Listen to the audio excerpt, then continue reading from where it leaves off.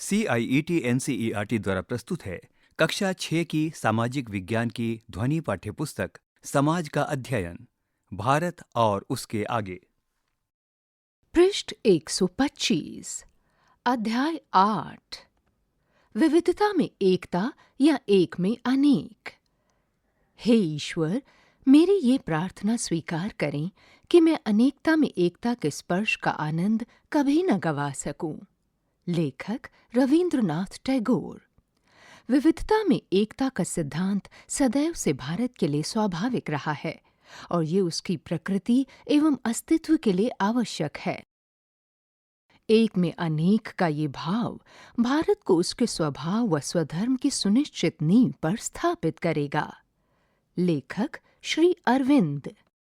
इस पृष्ठ के निचले भाग में भारतीय परिदृश्य में विविधता में एकता का एक चित्र है। इस चित्र को ध्यान से समझिए और आगे आने वाले महत्वपूर्ण प्रश्नों का उत्तर दीजिए। 1. भारतीय परिदृश्य में विविधता में एकता का क्या अर्थ है? 2. भारत की विविधता के कौन से पक्ष सर्वाधिक उल्लेखनीय हैं? 3. हम विविधता में निहित एकता का कैसे पता लगाते हैं? पृष्ठ 126। समृद्ध विविधता। यदि आप रेल द्वारा भारत की यात्रा करते हैं तो आप न केवल बदलते भूदृश्यों को देखेंगे बल्कि विभिन्न प्रकार के परिधान और भोजन का भी अनुभव करेंगे। इसके अतिरिक्त आप परिचित एवं अपरिचित भाषाएं सुनेंगे और विभिन्न लिपियों को देखेंगे। यहाँ तक कि आप अपने क्षेत्र में भी भारत के विभिन्न भागों से आए अलग-अलग रीति रिवाजों और परंपराओं वाले लोगों से मिलेंगे।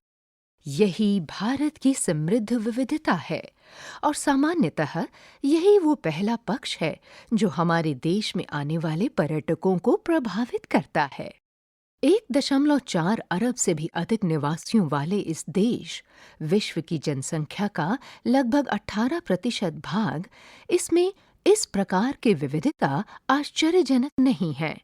20वीं शताब्दी के अंत में भारत के एक राष्ट्रीय संगठन भारतीय मानव विज्ञान सर्वेक्षण ने भारत के लोग परियोजना के अंतर्गत देश के सभी राज्यों में 4,635 समुदायों का एक व्यापक सर्वेक्षण किया। इसमें 25 लिपियों का उपयोग करने वाली 325 भाषाओं की गणना की गई। इस सर्वेक्षण में ये भी पाया गया कि अपने जन्म स्थान के निकट या अपने मूल समुदाय के साथ न रहने के कारण अनेक भारतीयों को प्रवासी भी कहा जा सकता है। आइए पता लगाएं। कक्षा की एक गतिविधि के रूप में 1. कम से कम 5 सहपाठियों और उनके माता-पिता के जन्म स्थानों तथा 2. उनकी मातृभाषाओं और उन्हें ज्ञात अन्य भाषाओं की सूचियां बनाइए। विविधता के परिप्रेक्ष्य में इस गतिविधि के परिणामों पर चर्चा कीजिए। विविधता वास्तव में सुंदर है, परंतु इसका अर्थ निकालना इतना सरल नहीं है। एक शताब्दी से भी अधिक पहले ब्रिटिश इतिहासकार विंसेंट स्मिथ ने विस्मयपूर्वक कहा था, इस अचंभित करने वाली विविधता में भारत का इतिहास किस प्रकार लिखा जा सकता है? इस प्रश्न का उत्तर इस तथ्य में निहित है कि भारत विविधता में एकता प्रदर्शित करता है। विविधता में एकता का अर्थ क्या है? हम इस एकता या एक में अनेक को कैसे समझें और व्यक्त करें? इस प्रश्न के उत्तर के लिए हम भारतीय जीवन के कुछ आयामों को समझने का प्रयास करेंगे। पृष्ठ 127। सभी के लिए भोजन। आप में से कुछ विद्यार्थियों ने भारत के विभिन्न क्षेत्रों के पकवानों का सेवन अवश्य किया होगा। आपको ये जानकर आश्चर्य होगा कि हमारे देश भारत में आप लाखों न सही किंतु हजारों प्रकार के व्यंजनों और पकवानों का स्वाद चख सकते हैं। फिर भी कुछ निश्चित अनाज जैसे चावल, जौ और गेहूं, बाजरा, ज्वार और रागी तथा विभिन्न प्रकार की दालों का लगभग पूरे भारत में उपयोग होता है। ये सभी अधिकांश भारतीयों का प्रमुख भोजन है, इसलिए इन्हें मुख्य अनाज भी कहा जाता है। चित्र 8.1 पृष्ठ 127। इस पृष्ठ पर निचले भाग में भारत के विभिन्न क्षेत्रों से आए अनाजों और दालों के कुछ उदाहरण दिए गए हैं, जैसे राजमा, बासमती, लोबिया, मूंग दाल, चना दाल, मसूर दाल, चावल, छोले या चना, बाजरा, मक्का, अरहर दाल, सोना मसूरी, पोन्नी चावल और कोलम चावल। पृष्ठ 128। इसी प्रकार हल्दी, जीरा, इलायची और अदरक जैसे कुछ सामान्य मसालों का भी उपयोग पूरे देश में होता है। हम इस सूची को कुछ सामान्य साग सब्जियों और तेलों इत्यादि के साथ आगे बढ़ा सकते हैं। इस तरह हम देखते हैं कि कैसे एक ही प्रकार की सामग्री एकता से विभिन्न प्रकार के विविधता अनगिनत व्यंजन और पकवान बनाए जा सकते हैं। आइए पता लगाएं। कक्षा की एक गतिविधि के रूप में अपने घर में उपयोग की जाने वाली भोजन सामग्रियों, अनाज, मसालों आदि की सूची बनाइए। किसी भी एक हरी सब्जी को लीजिए एवं विचार कीजिए कि उससे आप कितने प्रकार के व्यंजन बना सकते हैं। वस्त्र एवं परिधान। भारत के प्रत्येक क्षेत्र के लोगों ने वस्त्रों और परिधानों की अपनी स्वयं की शैली विकसित की है। फिर भी हम कुछ पारंपरिक भारतीय परिधानों में एक समानता पाते हैं, भले ही उनमें किसी भी प्रकार की सामग्री का उपयोग किया गया हो। इसका एक स्पष्ट उदाहरण भारत के अधिकांश भागों में पहने जाने वाला और विभिन्न प्रकार के सूत या धागे से बना एक लंबा परिधान साड़ी है। ये मुख्यतः कपास अथवा रेशम के धागे से बनती हैं, परंतु आजकल कृत्रिम सिंथेटिक कपड़ों से भी बनाई जाती हैं। बनारसी, कांजीवरम, पैठनी, पाटन पटोला, मूंगा या मैसूर रेशमी साड़ियों के कुछ प्रसिद्ध प्रकार हैं। सूती साड़ियों के और भी प्रकार होते हैं। इस पृष्ठ के निचले भाग में बाईं ओर वैशाली, जो कि अभी वर्तमान बिहार में है, वहां से प्राप्त साड़ी पहने हुए एक स्त्री की पत्थर पर उकेरी गई आकृति दर्शाई गई है। पृष्ठ 129। कुल मिलाकर इस बिना सिले वस्त्र साड़ी के सैकड़ों प्रकार के रूप होते हैं। इन्हें बुनाई एवं डिजाइन की विभिन्न विधियों से तैयार किया जाता है। चित्र 8.3। कुछ डिजाइन कपड़े का ही हिस्सा होते हैं, जबकि कुछ को कपड़े की बुनाई के उपरांत उस पर छापा जाता है। अंततः रंगों में अनेक विविधताएं होती हैं, जो कई प्रकार के रंगों से उत्पन्न की जाती हैं। इस तरह साड़ी का एक लंबा इतिहास रहा है। कुछ शताब्दी सामान्य संवत पूर्व वैशाली, जो कि आज के बिहार में स्थित है, वहां पर पत्थर पर उकेरी गई आकृति में साड़ी पहनी हुई स्त्री को दर्शाया गया है। चित्र 8.2, पृष्ठ 128। आइए पता लगाएं, साड़ी का उदाहरण एकता और विविधता को कैसे प्रतिबिंबित करता है। व्याख्या कीजिए 100 से 150 शब्दों में। इस पृष्ठ के निचले भाग में दाईं ओर रंगीन पारंपरिक भारतीय कपड़ों के कुछ उदाहरणों के चित्र हैं। ध्यान रखें, बहुत लंबे समय तक भारत विश्व में सर्वाधिक महीन सूत का उत्पादन करता रहा और उन कपड़ों का यूरोप जैसे सुदूर स्थानों तक निर्यात करता रहा। 17वीं शताब्दी में एक सूती कपड़े पर छपा हुआ डिजाइन छींट यूरोप में इतना अधिक लोकप्रिय हुआ कि इसके कारण यूरोपीय परिधानों की कीमतों में बहुत बड़ी गिरावट आई। अंततः अपने स्वयं के उत्पादों के संरक्षण के लिए इंग्लैंड और फ्रांस को भारत से छींट के आयात पर प्रतिबंध लगाने का निर्णय लेना पड़ा। उकेरी गई आकृति एक डिजाइन जो समतल सतह के ऊपर उकेरी गई हो। ये पत्थर, लकड़ी, मृत्तिका या सेरेमिक या अन्य सामग्री की बनी हो सकती है। साड़ी को पहनने के अनेक तरीके हैं। ये एक क्षेत्र से दूसरे क्षेत्र और एक समुदाय से दूसरे समुदाय में भिन्न होते हैं। वास्तव में इसे बांधने व पहनने के नए नए तरीके अभी भी खोजे जा रहे हैं, लेकिन अंततोगत्वा ये एक ही प्रकार का परिधान साड़ी है। पृष्ठ 130। इस पृष्ठ के ऊपरी भाग में साड़ी के विभिन्न उपयोगों को दर्शाते विभिन्न चित्र हैं। पहले चित्र में साड़ी को पेड़ से लटकाकर उसके मध्य बच्चे को सुलाया गया है। दूसरे चित्र में साड़ी के माध्यम से झील में से मछलियां पकड़ी जा रही हैं। तीसरे चित्र में एक महिला अपने साड़ी के पल्लू में अनाज ग्रहण कर रही है। तो देखा आपने, साड़ी के कितने सारे प्रयोग हो सकते हैं। विगत शताब्दियों में भारत आने वाले विभिन्न विदेशी यात्री इसकी सादगी, सुलभता और पहनने के विविध तरीकों को देखकर अभिभूत हुए। इसके अतिरिक्त महिलाएं साड़ी का एक परिधान के रूप में उपयोग करने के अलावा अन्य कार्यों में भी उपयोग करती रही हैं। चित्र 8.4 में 6 चित्रों के माध्यम से इसके रचनात्मक उपयोगों को दर्शाया गया है। आइए पता लगाएं, क्या आप यहाँ दिए गए चित्रों से ये पहचान सकते हैं कि साड़ी का उपयोग कितने प्रकार से किया गया है?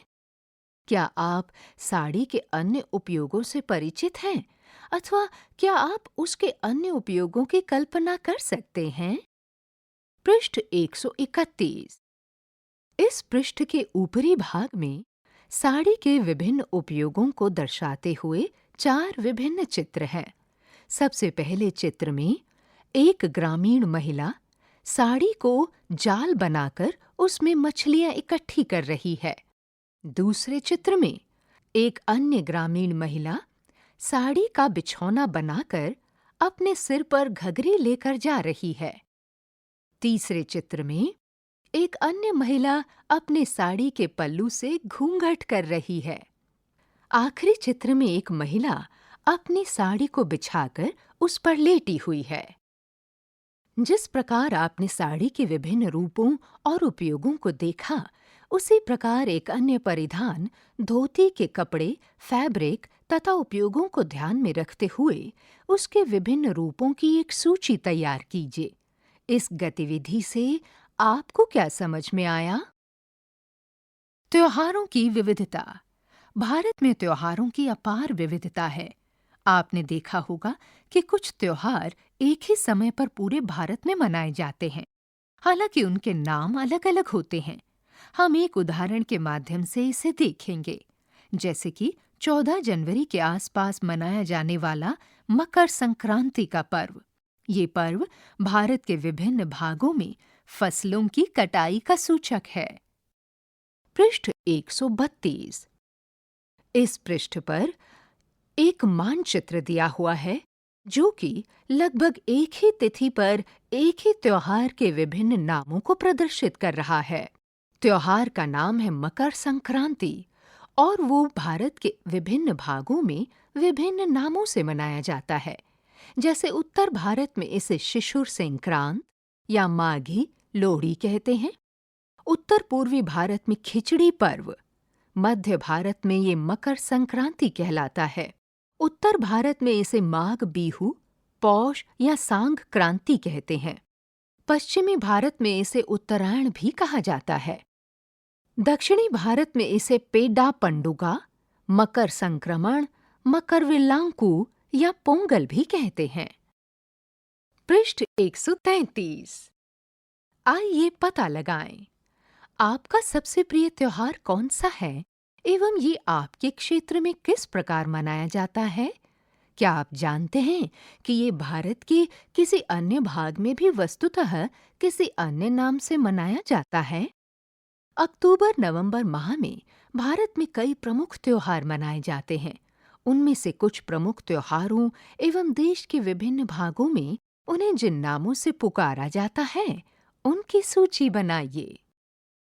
महाकाव्य का विस्तार। साहित्य विविधता में एकता का एक अन्य उत्कृष्ट उदाहरण है।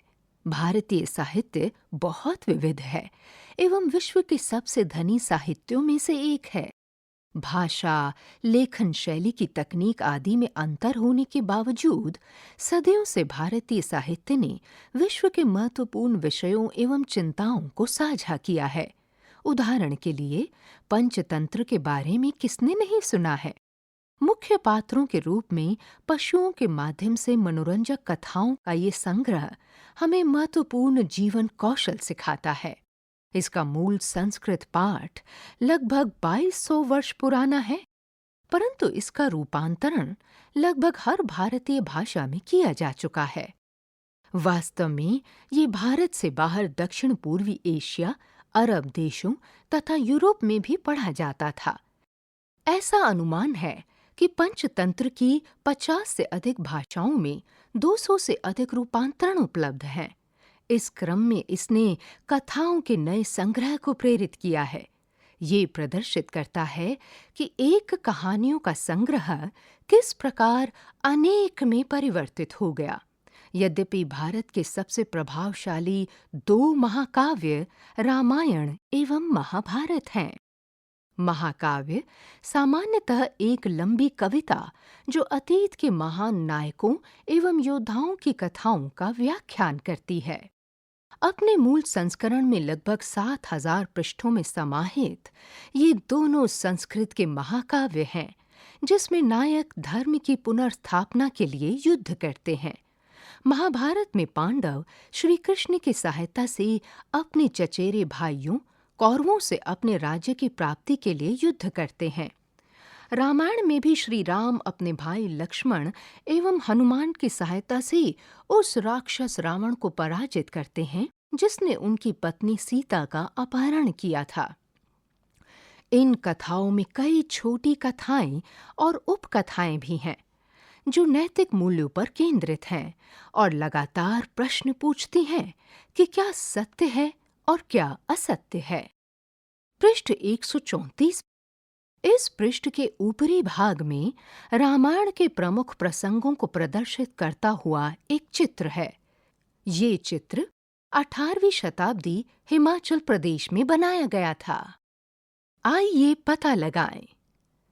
पृष्ठ 134 पर चित्र 8.6 में दर्शाए गए प्रसंग की पहचान कीजिए एवं उससे संबंधित घटनाओं पर कक्षा में चर्चा कीजिए। 2 सहस्त्राब्दियों से अधिक समय से इन 2 महाकाव्यों का भारत एवं भारत से बाहर अनुवाद व रूपांतरण किया जाता रहा है। इसके साथ ही अनेक अनगिनत लोक संस्करण भी हैं। कुछ वर्ष पूर्व एक विद्वान ने केवल तमिलनाडु में किए गए अपने सर्वेक्षण में लोक कथाओं के रूप में महाभारत के 100 से भी अधिक स्वरूपों को पाया। अब आप अनुमान लगाइए कि पूरे भारत में इन लोक कथाओं की कितनी संख्या होगी। वास्तव में बहुत से समुदायों में रामायण एवं महाभारत के अपने संस्करण भी हैं। उन्होंने इन महाकाव्यों के साथ अपने इतिहास को जोड़ने वाली किंवदंतियों को भी संरक्षित रखा है। भील, गोंड, मुंडा जैसे भारत के कई अन्य जनजाति समुदायों के संदर्भ में ये विशेष रूप से सत्य है। भारत के पूर्वोत्तर तथा हिमालय क्षेत्र, जिसमें कश्मीर भी सम्मिलित है, की अधिकांश जनजातियों के पास इन दोनों अथवा किसी एक की अपनी लोक कथा भी उपलब्ध है। पृष्ठ 135। ये जनजातीय रूपांतरण मौखिक रूप से प्रसारित हुए।